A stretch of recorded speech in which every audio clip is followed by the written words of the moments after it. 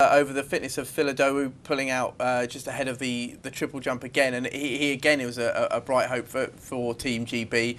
I think we can go back to James now, and hopefully I think he's on the phone actually. James, can you hear us all right?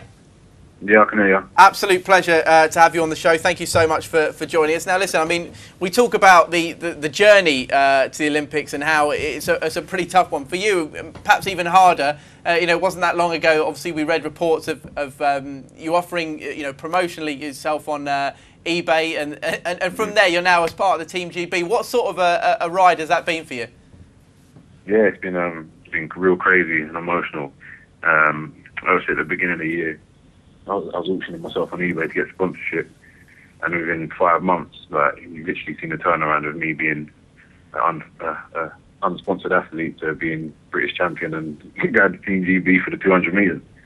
It has been just an exceptional story. And ahead of the tournament, firstly, on yourself rather than Team GB, how confident are you going into the Olympic Games? And also for Team GB, having just seen, obviously, this weekend, some other fellow track and field competitors, what do you think the hope is for Team GB, and should we be optimistic? I think we'll do well as a whole team. I think we've got a really strong team. Obviously in athletics, you've got your headline people like of Jeff Ennis, Phillips Idowu, and so on, Mo Farah. But there's a lot of guys that have joined the team this year that are really hungry for it, me being included. And obviously we want to go out there and perform really well. So I think we'll do pretty good. On Phil Idowu, obviously he pulled out again, which raised more questions about his fitness.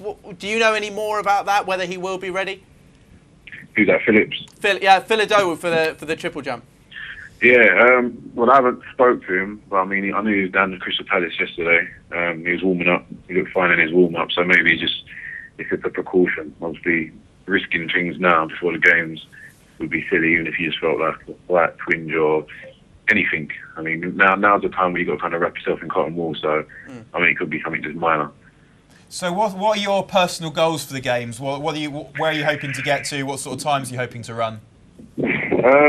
I mean, I ran yesterday night at Crystal Palace for the Diamond League. It wasn't a great race. I mean, I ran pretty slow, but I think after the trials, main focus was the trials, and I've got back into pretty heavy training. So I wasn't expecting to do nothing yesterday, knowing what I've been doing in the training for the last couple of weeks. So my aim is to go out to Monte Gordo, train really well, get some speed in my legs, and get up to the games for my second peak. And potentially, the kind of form I'm in, I reckon I could run 20.2, 20.3, which could, if you're lucky, put you into a final. And if I make a final in the Olympic Games 200 metres, that's a massive achievement. Am I right in thinking, because of this I think it's performance over protocol regime, that you're not actually going to be able to see any of the 100 metres, which of course you held the British record for? You're going to be training in Portugal, is that right? Well, we actually fly back on the day of the 100 metres final, I think. So, I mean, I should be able to see it. I won't be able to see the heat and stuff, but we should be back in time for the 100. How disappointing is that? I mean, I understand obviously the training has to take place, but the Olympics are so few and far between. You almost want to be there for the opening ceremony. You want to take all the experience in, and to not be able to do that, is that a frustration? Yeah, it was a bit frustrating, to be honest. But I mean, obviously, your number one focus is performance, and I think the people who are running the team are more focused and geared towards athletes performing. Me personally, I'd thrive off going into the village early and soaking up the atmosphere and getting ready for my race. But there's other athletes out there that they could get there early. If it was all a bit too much for them, they get carried away with free-eating and chilling out and having fun, and they might not perform too well. I could see the rationale behind it, but me personally, I'd rather be there early. You heard a chuckle there from Luther Blissett in the studio. I think he was one who always got a little bit carried away, didn't he? Always. I read an article. You got to enjoy it. I read an article today about the kind of things that go on in the Olympic Village, and I was actually trying to think of ways I might be able to get in there myself. So if you know any, send them over.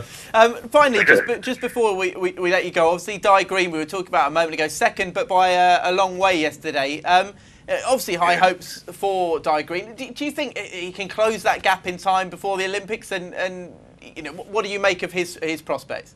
Yeah, I believe he can. I mean, I've been watching him all season. I don't know if you saw the Diamond League. I think it was about a week ago in Paris. He ran a PB. He ran 47.8 or 47.7. So I know he's in real good shape.